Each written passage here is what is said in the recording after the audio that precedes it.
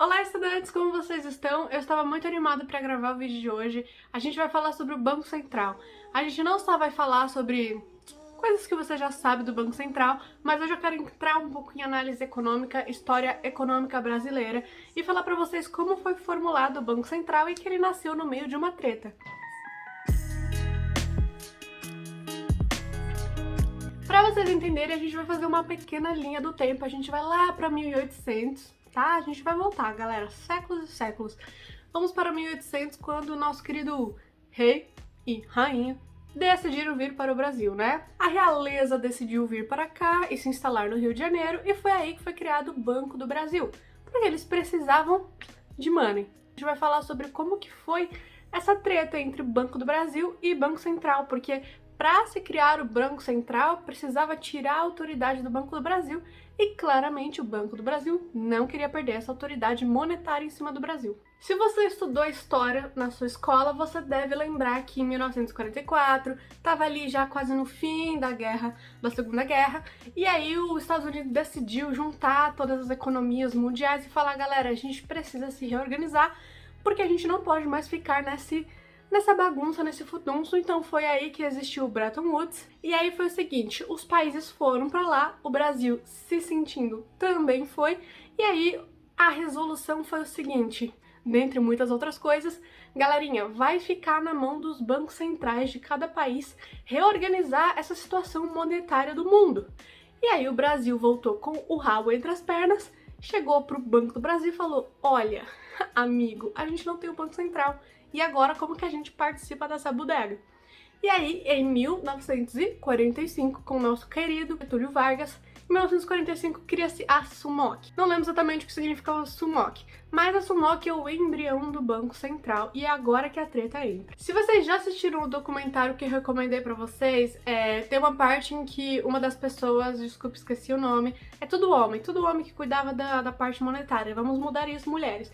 Mas tinha lá um cara que falou assim, que eu achei muito engraçado o sarcasmo que ele usa, porque a SUMOC, ela foi criada para durar 6 meses. Então ela era tipo um experimento pra gente começar a implementar um Banco Central, mas por causa dessa treta aí com o Banco do Brasil, a SUMOC durou mais de 20 anos. Era para durar 6 meses. Durou 20 anos. E tudo isso foi no meio do PAEG, tá? Programa de Ação Econômico do Brasil, do governo. PAEG, do governo. Então esse era o PAEG. Tem um texto que a gente leu do Pastore, que eu acho muito bom, chama Inflação e Crises, que ele fala sobre isso, então um pouco sobre como esse processo de PAEG, SUMOC, Banco Central brigando com o Banco do Brasil e depois o Banco Central tomando posse de tudo, todo esse período que era para ter sido bem rápido, justamente porque a gente estava aí no momento em que a economia do Brasil estava muito boa, né, pós-Segunda Guerra Mundial, e não foi, gente, não foi porque é briga de poder. Então é difícil falar dessas coisas de história econômica sem colocar um pouco da opinião e sem julgar, né, as escolhas que as pessoas que estavam no poder na época e até hoje fazem. Então o que se deu? Basicamente, antes disso, então o Banco do Brasil, desde então, ele era quem comandava a parte do poder monetário do país mesmo, então ele fazia muito proveito disso e acabava emprestando demais, dando subsídios demais, não pensando em metas fiscais, não pensando em câmbio, porque o nosso câmbio era fixo, né, na época, então isso podia enganar um pouco as pessoas achando que a gente estava indo bem, quando na realidade não estava. E qual foi a real treta? Porque o Banco Central, ele chegou justamente para fiscalizar o Banco do Brasil. E obviamente o pessoal do Banco do Brasil não gostou disso, eles não queriam que fiscalizasse. Mas a gente realmente precisava de um Banco Central. E eu nem só tô falando por causa do Bretton Woods, tá?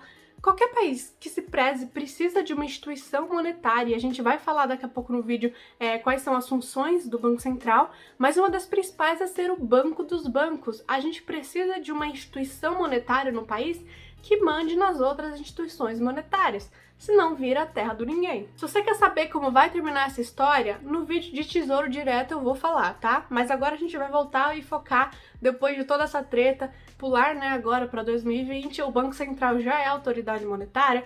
E hoje, quais são, assim, as principais funções do Banco Central? E para isso eu vou usar o livro da Leda, professora Leda, que foi minha professora de contabilidade social.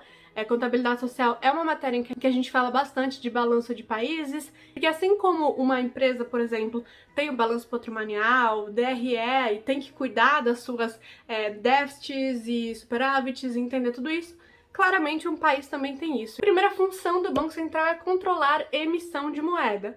Controlar a emissão de moeda é literalmente controlar a política monetária do país, porque senão a gente ia entrar no que o Banco do Brasil fazia, por exemplo, que era: estamos em dívida, vamos emitir mais moeda para pagar essa dívida. E o povo que lute com a inflação. Segunda função do Banco Central é ser o depositário de reservas internacionais. O que são reservas internacionais? Dólar. Ter moedas em dólar guardada, e sim, todo país tem dólar guardado.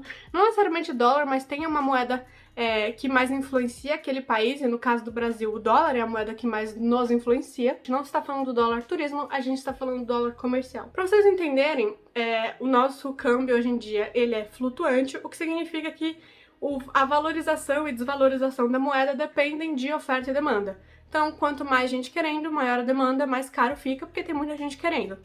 Volta lá no vídeo de oferta e demanda que a gente fez, mas essa é a lei. O Banco Central, ele precisa determinar que na conta de reservas, e sim, no balanço do Brasil existe uma conta de reservas, tem um nome que eu esqueci, mas existe essa conta que o Banco Central tem que estar o tempo todo olhando para quanto de dólar tem ali, e ele precisa manter uma taxa suficientemente garantidora de que esse dólar ele não vai desvalorizar ou valorizar por culpa do Banco Central. É possível que outros países, por exemplo, invistam aqui no Brasil, em ações do Brasil e tudo mais, e tudo isso é o Banco Central que vai ficar olhando quanto de dólar tem, então quanto que está valorizando, quanto está desvalorizando.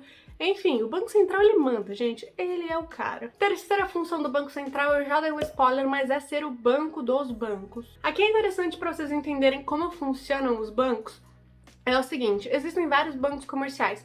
Bradesco, Itaú, enfim, todos os bancos que não são o banco de investimento ou uma corretora, a gente tem a parte dos bancos comerciais, que é aquele banco em que se abre uma conta corrente para ganhar o seu salário, por exemplo. Esses bancos, se você não sabe, spoiler, acontece uma coisa com eles. Eles não deixam o dinheiro, o seu dinheiro, guardado ali numa caixinha para quando você quiser você pegar. Existe uma coisa chamada encaixe. E o encaixe é a quantidade de dinheiro que esses bancos precisam ter na sede deles, justamente para que eles não sabem exatamente que dia que você vai querer pegar o seu dinheiro, transacionar o seu dinheiro. E existe essa coisa de TED ou Pix agora, que a gente troca muito mais facilmente dinheiro de um banco para outro. Então precisa desse encaixe, todos os bancos precisam ter. Mas numa outra parte desse dinheiro, o que os bancos fazem? Eles usam para empréstimo, para investir. Então, eles usam o seu dinheiro para investir, tá? Então, eles ganham, sim, às suas custas. Isso está errado? Não está errado? Sei lá. E existe o Banco Central. Vão existir mais dois tipos de encaixe, o voluntário e o involuntário. O voluntário é quando eu, Banco Ana, separo uma porcentagem da quantidade de dinheiro que eu tenho no meu banco para deixar voluntariamente no Banco Central.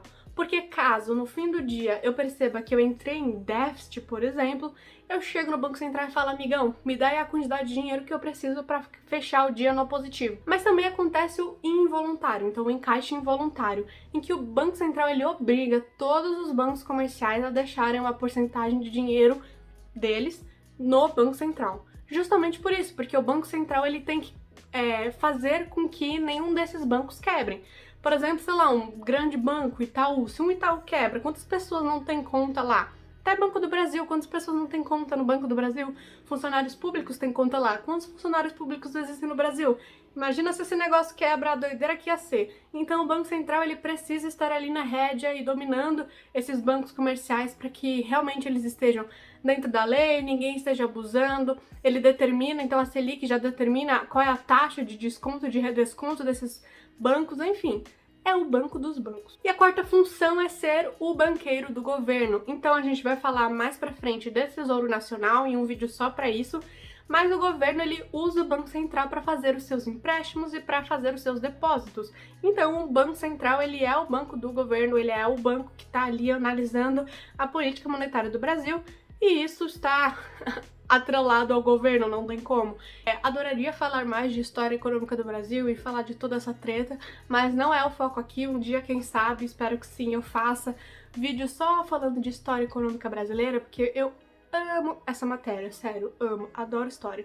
Enfim, então eu espero que vocês gostem do vídeo, que tenha ajudado vocês e até o próximo. Ah, e não esquece de assistir o vídeo de tesouro, direto e nacional, que um tá ali com o outro.